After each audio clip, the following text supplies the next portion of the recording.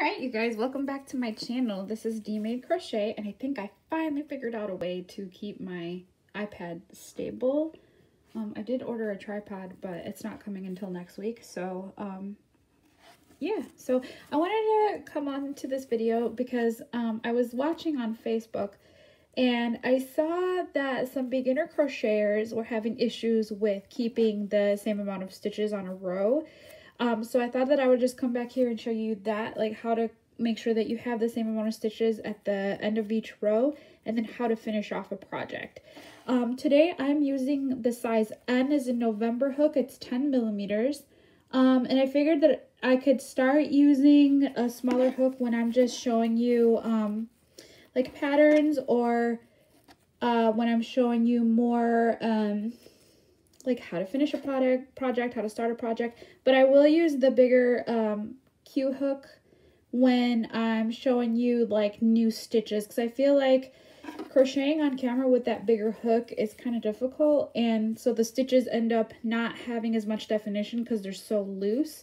So I'm going to start using the N hook, which is the hook that I recommend that anyone start with, just because, especially if you can't see, just because you will be able to feel your stitches better than if you started with a smaller hook.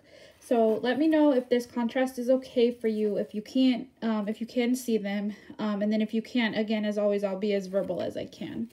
Also, if you want to email me with any questions, my email address is dmadecrochet@gmail, so dmadecrochet@gmail.com. Alright, so I'm coming up to the end of the row on this little swatchy thing that I'm making. It is, the yarn that I'm using is a bulky 5. It's called Scrubology. It is by Hobby Lobby. It's that tulle yarn that you can use to make homemade scrubbies and sponges, and, or not sponges, but homemade pot scrubbers. I really like working with this yarn, and it shows up really well on camera. So I'm at the end of the row. So my little swatch here, I chained 12 at the beginning, and then I single crocheted across on each row. So starting with the second chain from hook. So I have 11 single crochets per row, okay? So I'm here, I just finished number 10, and now here's where you could get lost. So right here before the last stitch, because you're feeling the turning chain, because we chain one between rows, right? So if you feel the hole that's right at the very end of the at the end of the row, it feels like you should go in there. Okay, that's not where you want to go. You still want to find the final 2 V's of that 11th single crochet and go under those. Okay, so see, I'm under the V's and I've left this turning chain alone. So I'm going to finish this single crochet. Okay, so I finished that. Now, just to make sure that I am still finishing with the 11, I'm counting my stitches. 1, 2, 3, 4, 5, 6, 7, 8, 9, 10, 11. Okay, so now I know that I'm done. Chain 1, turn my work, and then I would chain through all the way to the end to make sure that I have 11. So here I'm going to undo this stitch that I just made. Okay, so I'm back at 10 single crochets. So the other thing that people tend to do is, because this end piece feels kind of weird, sometimes people tend to not crochet through it because it looks like it's the end of the row, or it feels like it's the end of the row. So it doesn't feel uniform like the rest of it, so people leave it off. So let me show you what happens when that, you know, if that happens. So then let's say I've crocheted all these 10 all the way through. I do my chain 1, and I turn. So I would crochet all the way across, but see, now I only have 10 stitches on, I would only have 10 stitches on the row because I dropped that first stitch.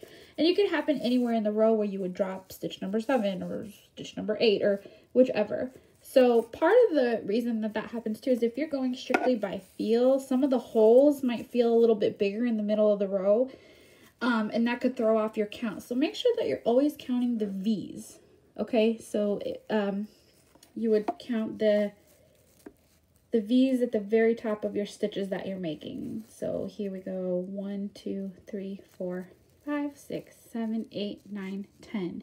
And I know I'm one short because I did that one on purpose. Okay, so now I'm going to finish this row the right way, so making sure to go into all my V's. Okay, there's the end of my single crochet.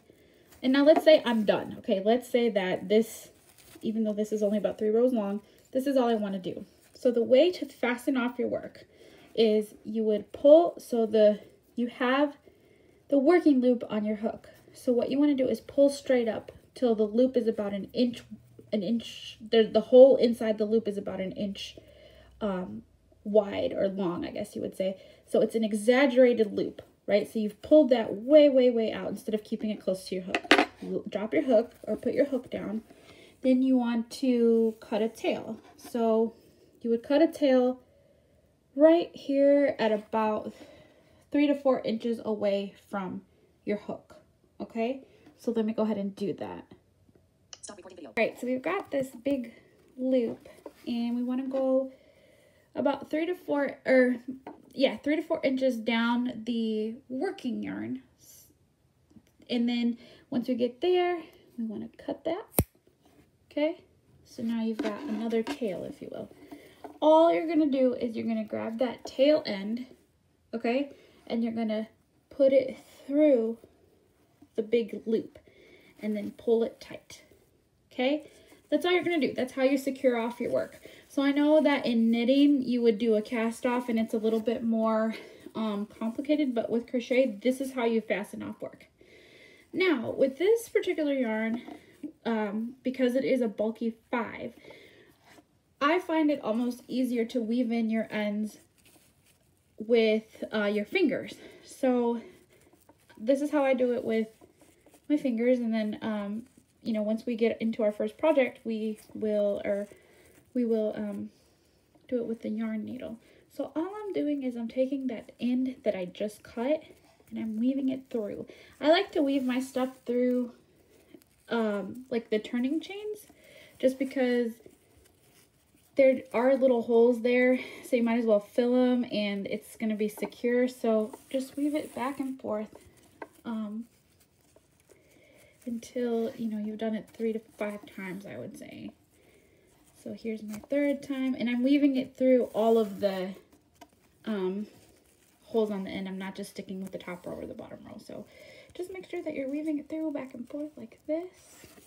Okay, so, and then weave it backwards as well. So let's say you've gone down the edge of the project, then go backwards too to make it more secure. And the reason you do this is so that later on when your project is in use, the tails don't pop out, because that's kind of unsightly.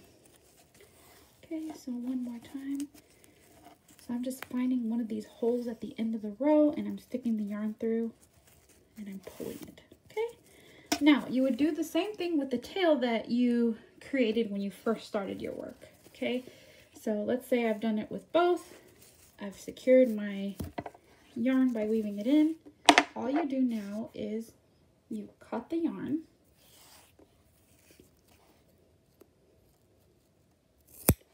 and you cut it fairly close to your project, and that's it. So see here, I didn't weave in my tail because I was trying to show you how to just with the one end, but see, this is what happens if you don't weave in your tails. It leaves this unsightly little knot. Okay, and you're always going to have this little sprout piece of yarn that's hanging off the edge of your project. So here you've got your nice, neat, beautiful project, and then you have that little thing at the end, and you can't cut it anymore because then the knot's going to come undone. The slip knot's going to come undone. So that's how you finish a project, okay? And that's also how you make sure that your stitch count remains the same, so you're not dropping stitches or picking up stitches. Okay, so I will be back soon, and we're going to actually do a single crochet project. So I will put up the tutorial.